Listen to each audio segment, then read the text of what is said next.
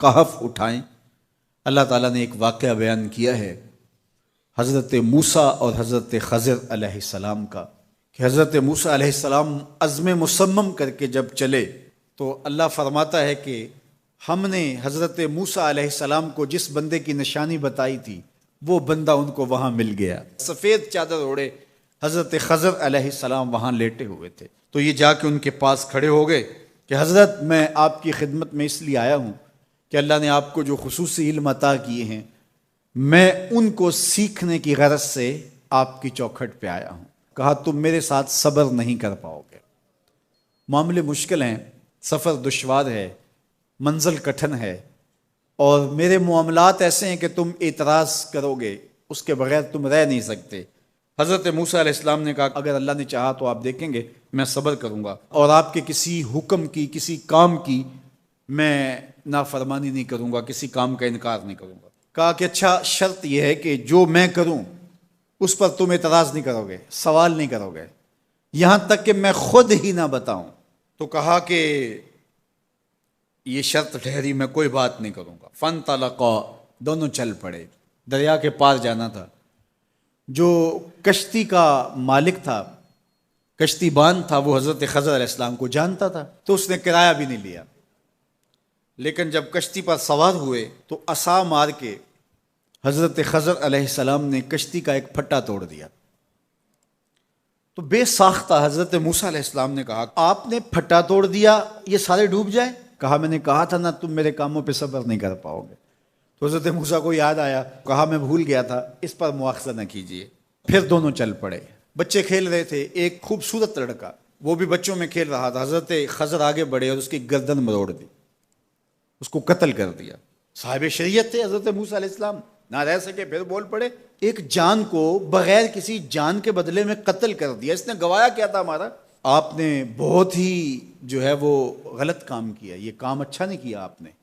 کہا میں نے کہا نہیں تھا کہ تم میرے ساتھ صبر نہیں کر پاؤ گے۔ کہا ایک موقع اور دے دیجئے، اب اگر میں نے کوئی اعتراض اٹھایا تو پھر دوبارہ مجھے آپ اپنی صحبت میں نہ رکھیے، عذر تمام ہو جائے گا۔ پھر دونوں چل پڑے، یہاں تک کہ ایک بستی میں دونوں آئے تو آپ نے بستی والوں سے کہا کہ ہم مہمان ہیں، آپ ہماری مہمان نوازی کیجیے، کھانا کھلائیے۔ تو انہوں نے انکار کر دیا، کہا کہ ہم تو آپ کو بلایا نہیں ہے، آپ خود آئے ہیں، آپ اپنے کھانے کا خود انتظام کیجیے۔ گزر رہے تھے گلی سے تو ایک دیوار گرنا چاہ رہی تھی، تو جلدی سے اس دیوار کو مرمت کر دیا۔ کہا حضرت ہم اگر چاہتے تو اس پہ اجر لے سکتے تھے، انہوں نے ہمیں کھانا تک نہیں دیا اور ہم ان کی دیواریں سیدھی کر رہے ہیں۔ کہا اب تمہاری میری جدائی ہو گئی، تم نے یہ بھی اعتراض کر دیا۔ تو انہیں یاد آیا کہ وہ یہ بھی اعتراض ہو گیا، اب میں تمہیں بتاتا ہوں کہ یہ 3 کام میں نے کیوں کیے۔ اللہ اکبر۔ اب سنیے، قرآن ہمیں بتاتا ہے کہ ظاہری علم بھی ہوتا ہے لیکن کوئی باطنی علم بھی ہوتا ہے۔ کہا وہ پہلی بات کشتی والی سنو، یہ 2 مسکین بچوں کی کشتی تھی، ان کے گھر کا چولہا اس کی کمائی سے جلتا تھا۔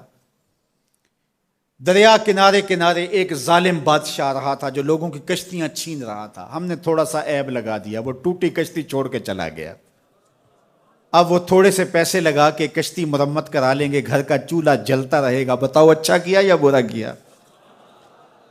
کہا رہی بات اس بچے کی جس کو ہم نے قتل کیا، اس کے ماں باپ مومن تھے، نیک تھے، صالح تھے، بچے نے بڑا ہو کے بہت برا ہونا تھا، ہم نے اس کو قتل کر دیا، اللہ اس کے بدلے ان کو بہتر اولاد دے گا۔ علماء تفسیر نے لکھا ہے اس بچے کے بدلے میں اللہ نے ان والدین کو ایک بیٹی عطا کی جس کی نسل سے 70 نبی پیدا ہوئے۔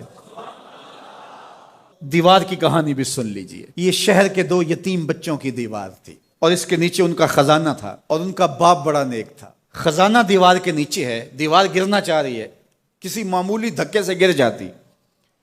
2 ہی صورتیں تھیں، یا وہ بچے خود اپنا خزانہ اٹھا لیتے یا لوگ اٹھا کے لے جاتے۔ لوگ اٹھا کے لے جاتے پھر بھی ہاتھ میں کچھ نہ آیا، اور اگر وہ خود اٹھا لیتے تو بچے ہیں، بچپنے کی وجہ سے وہ اس کو اڑا دیتے۔ تو ہم نے اس کے اوپر دیوار کھڑی کر دی، جب تک وہ اس قابل نہیں ہو جاتے کہ یہ خزانہ نکال کے اس کو صحیح مصرف پہ لگا سکیں، اتنی دیر تک دیوار گرے گی نہیں۔ اللہ اکبر۔ وہ کسی وجہ سے دیوار قائم رہے گی، اور جب وہ اس عمر کو پہنچ جائیں گے جس عمر میں وہ اس خزانے کو سنبھال سکیں گے تو پھر دیوار خود بخود گر جائے گی اور یہ خزانہ نکال کر کے اپنے کام پہ لے آئیں گے.